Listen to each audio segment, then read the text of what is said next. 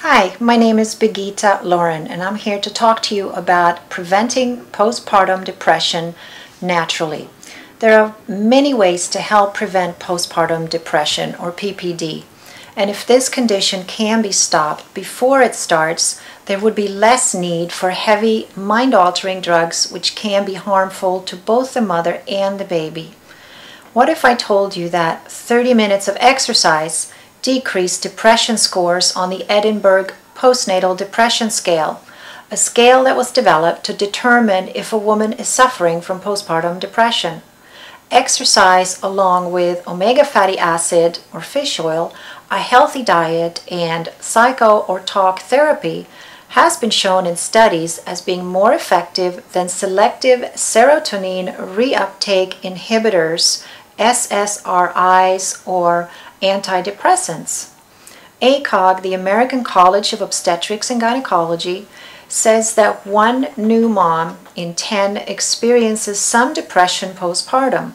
10% of those have severe depression, about 1% in total, not 20% like some pharmaceutical companies and organizations would like you to believe. Depression is a symptom of the stresses that women face during pregnancy, childbirth, and the change in lifestyle that the arrival of a new baby brings. It is not an illness in itself that can be cured with a pill. An antidepressant is only a temporary band-aid while the underlying issues will still have to be addressed. The stresses of becoming a parent can be a rough transition. Imagine, if you will, a small person quite literally living off of its mother's body. The baby requires a lot of the mother's nutrients and energy, leaving little, if any, left over for mom.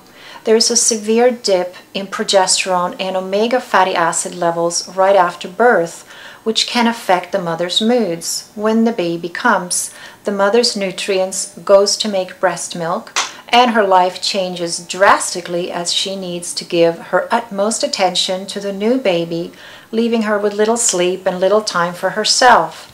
It is no wonder that she might experience some mood swings all the way to severe depression.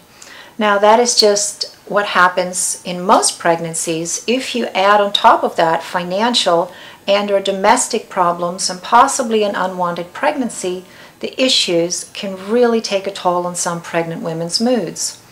Other things that may cause pregnancy and postpartum depressions are fertility treatments, multiple pregnancies, food allergies, intestinal flora imbalance, and lifestyle choices such as a lack of exercise, poor food choices, nutritional deficiencies, food additives such as aspartame, which is a artificial sweetener, glutamic acid, MSG, common food additives like artificial flavors, colors, thickeners, moisteners, and preservatives that are all neurotoxins that can block serotonin production in our bodies.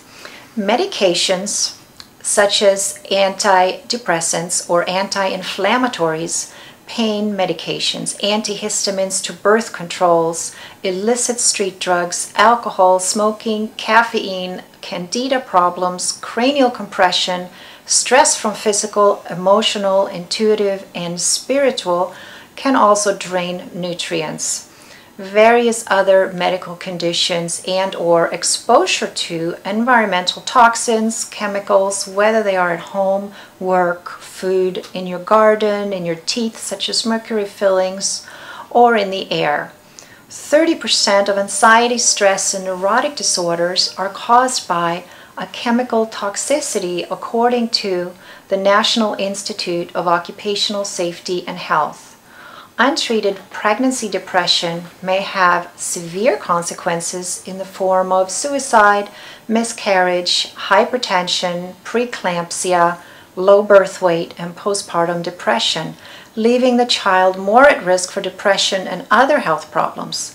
Untreated postpartum depression also leaves mom at risk for violent behavior in addition to the above risks.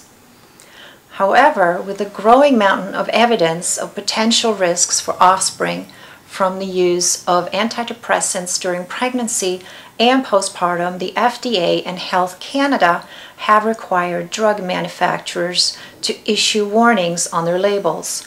A report on SSRIs use and birth defects citing Swedish, Danish, and American research finds that all SSRIs have been implicated in the risk of congenital malformations, but the most worrisome evidence concerns the drug paroxetine or Paxil.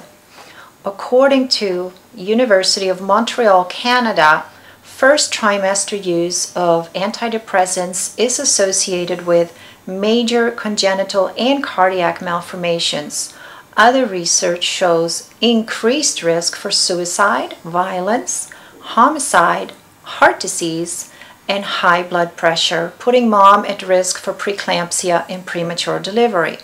Uterine and gastrointestinal bleeding, decrease in bone density, fertility problems, sexual dysfunction, severe withdrawal problems, miscarriage, early delivery, and for the newborn, low birth weight, lower APGAR scores, increased admission for the neonatal intensive care unit or NICU, jitteriness, tachycardia, hypothermia, vomiting, hypoglycemia, and irritability and constant crying, increased tonus, eating and sleeping difficulties, convulsions, respiratory distress, and pulmonary hypertension are seen in newborns from prenatal antidepressant exposure in utero through the third trimester.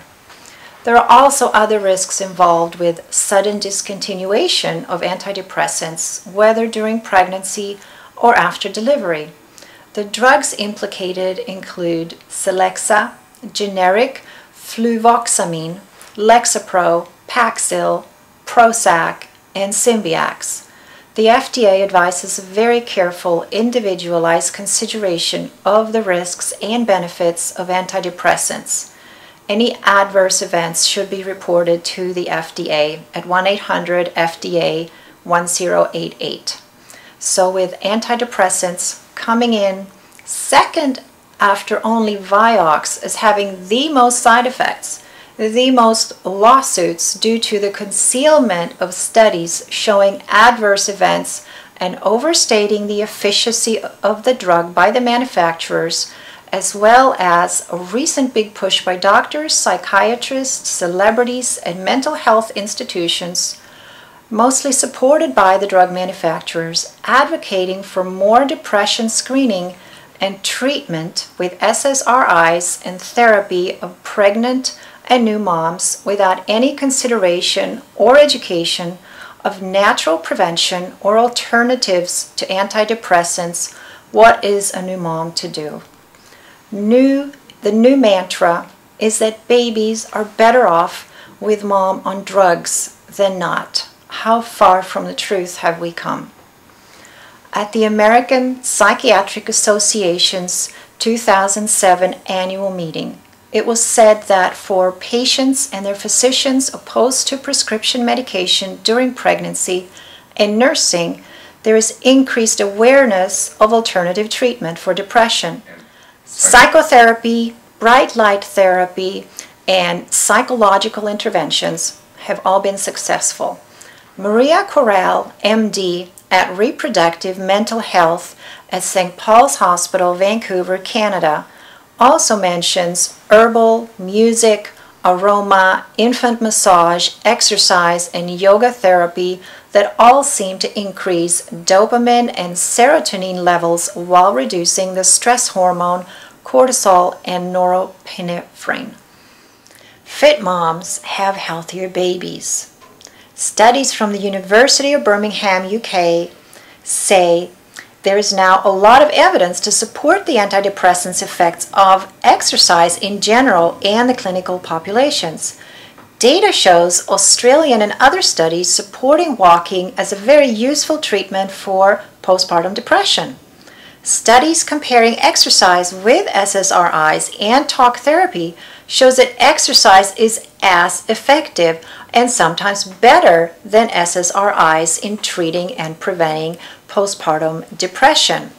In combining exercise with talk therapy, it shows a marked improvement over the antidepressants without any side effects. Dr. James F. Clapp, MD and Emeritus Professor of Reproductive Biology at Case Western Reserve University and Research Professor of OBGYN at the University of Vermont College of Medicine, who has probably done most of the research in the world on prenatal fitness. He has found that there is a substantial reduction in pregnancy depression and postpartum depression for those moms that continue to exercise through pregnancy and immediately post-baby. Dr. Clapp also found that depression soars from obstetrical complications, and that exercise reduces obstetrical complications and thus reduces the likelihood of postpartum depression. On a personal note, I have never in 15 years working with pregnant women seen a single case of pregnancy or postpartum depression develop in a fit, healthy mom. Exercise produces endorphins. It's the feel-good hormone that really helps prevent depression. On a separate note, antidepressants also have the effect of lowering the endorphin output of exercise, according to the Department of Human Physiology and Sports Medicine, the Vrije University in Brussels, Belgium. Thus, that would reduce the antidepressant effect of the exercise. However, exercise is only half the battle. Probably one of the most promising methods of preventing depression and PPD lies in nutrition. You and your baby are what you eat. In a study published in the American Journal of Clinical Nutrition in 2000 by McCretis and Gibson noted that there is much interest about the needs of preterm and term infants for omega fatty acids for proper development, but not in the needs of pregnant and nursing mothers. Biochemically, there seems to be a small reduction in fatty acids during pregnancy, but a much sharper drop postpartum, independent of lactation. Supplementation increases gestation, birth weight, or both. The 2002 annual meeting of the American Chemical Society summarized many studies to DHA fatty acid supplements as improving infant development and reducing postpartum depression. Dr. David Kyle, a PhD from Advanced Bionutrition Corporation, Columbia, Maryland, and the Mother and Child Foundation and the National Institute for Health says that we believe that the high incidence of postpartum depression in the U.S. may be triggered by a low dietary intake of DHA. And the higher the intake of DHA, the lower the incidence of depression. Hibble, another doctor, also found a significant correlation with DHA levels in both clinical depression and that of DHA content in the breast milk and postpartum depression. While pregnant, the placenta pumps DHA from the mother to the fetus, increasing the mother's risk for depression.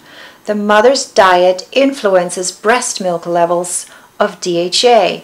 Dr. Kyle said, the DHA content of mother's milk in the U.S. is actually among the lowest in the world. U.S. women only have 40 to 50 milligrams in their breast milk.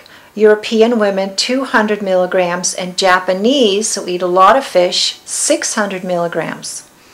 Toddlers from moms taking extra DHA perform significantly better on standard neurological motor function tests than those whose mothers don't. A recent Lancet issue quotes authors of another long-term study by Dr. Joseph Hibble from the U.S. National Institute of Alcohol Abuse and Alcoholism. Maternal seafood consumption of less than 340 grams per week in pregnancy did not protect children from adverse outcomes. Rather, we recorded beneficial effects on child development with maternal seafood intakes of more than 340 grams per week. These benefits also extend to reducing learning difficulties, behavioral problems, and attention deficit hyperactivity disorder, ADHD, in children. Michelle Judge writes in the American Journal of Clinical Nutrition that DHA supplementation during pregnancy improved problem-solving abilities for the infant's first year. Dutch research from the Maastricht University also advocates the association of low omega fatty acid levels with postpartum depression, and that supplementation of DHA could reduce or prevent the often debilitating symptoms. Our findings highlight ways in which diet may enhance or inhibit depression-related inflammation, wrote lead author Janice Kiekold-Glaser in the Journal of Psychosomatic Medicine. These behavioral dietary immune interactions have important implications for both mental and physical health. The benefits of omega-3, protein, and essential vitamins and minerals from oily fish outweigh the risks of pollutants, say American experts as well as British scientists who have found pollutant levels are falling at the recent annual meeting of American Association for the Advancement of Science. The best science coming out over the last 2 years have overwhelmingly been in favor of the benefits of seafood consumption, said Michael Morrissey from Oregon State University's Seafood Laboratory. There is no need to avoid fish. Just some fish, like shark, swordfish, mackerel, halibut, and tuna come to mind. Choose salmon, preferably the wild, to avoid food colorings that may cause ADHD, and other various white fishes and trout. Brain function depends on exercise for production of feel-good chemicals such as dopamines and the reduction of cortisol. When proper foods, including these selective fatty acids, accompany a good exercise program, positive outcomes prevail, and my clients seem to rebound from postpartum difficulties. DHA and exercise also play a very strong role in reproductive health, witnessed time and time again in neural and cognitive development of the child, especially when DHA supplemented nursing is included. DHA supplementation and exercise should be a preconceptional to a postpartum strategy recommended by all OB/GYN specialists, as well as primary care practitioners, says Jem Welsh, CNC, from Jem Welsh Nutrition in Orange County, California, who also recommends the Healthy Baby prenatal vitamins containing 1,000 milligrams of DHA and EPA. Other nutritional issues are also implicated in postpartum depression. Michael Biamonte, CCN, reported in 1997 that estrogen and copper levels usually increase during pregnancy. After delivery, they should return to normal, but copper may remain elevated. Excess copper has been implicated in postpartum depression. When pregnancies are close together, copper remains high, increasing chances of PPD. Zinc, vitamin B6, and other nutrients can reverse this. Zinc deficiencies can also give a rise to copper excess. Progesterone, who works closely with zinc, also plummets after delivery. Progesterone creams and supplements can be very effective in eliminating depression, just like zinc. An ABC story on a 2005 Pennsylvania State University study on maternal iron deficiencies causing bonding difficulties for mom and child said, experts say women who forego vitamin supplementation commonly experience iron deficiency after childbirth. They say iron deficiencies is easy to correct and could be a big part of postpartum depression with mother and child interactions. A lack of bonding may also increase postpartum depression as the mother-child bonding produces the hormone oxytocin, which is another feel-good hormone. Amino acids, vitamin B1, B3, B6, B12, vitamin C, folic acid, inositol, and calcium and magnesium supplementation has also been shown to help PPD as well. Eating an otherwise unbalanced or unhealthy diet can affect mood swings and the health of an unborn baby, such as too much sugar and processed foods with added chemicals, such as thickeners, preservatives, emollients, flavors, and colors. A pregnant mom only needs about 300 extra calories a day while pregnant, about 500 to 600 if she exercises. This is only a couple of bananas. But she needs double to triple of many nutrients. That's pretty tough to fit into a couple of bananas. If these bananas turn into donuts or French fries, then neither mom nor baby have any substantial sustenance to thrive on. It's of utmost importance that a mom consumes as healthy of a diet as possible for her baby and herself during pregnancy and nursing. Herbal remedies that have also shown promise in postpartum depression reduction are St. John's wort and SAMe, although they do not work for everyone. Otherwise, reducing toxic exposure, allergens from foods or airborne, mold. Try not to clean with dangerous chemicals such as bleach, which is actually a food source for mold. Use something called mold wash instead. Candida, food additives, processed and junk foods. Checking your nutritional hormonal levels, increasing light or sun exposure, managing your stress with meditation or exercise, and normalizing the body's energy balance with acupuncture, homeopathic or electromagnetic therapy should all be considered for depression prevention. In a summary, in general, a mother with a healthy lifestyle habits from preconception through postpartum is much less likely to suffer from depression. In accordance with the Citizens Commission on Human Rights, we need to be more responsible in the case of depression and educate moms to practice a healthier lifestyle and the alternative treatments and prevention methods of exercise, good nutrition, and taking prenatal vitamins, and especially omega fatty acid supplementation before any pharmaceutical drugs are prescribed.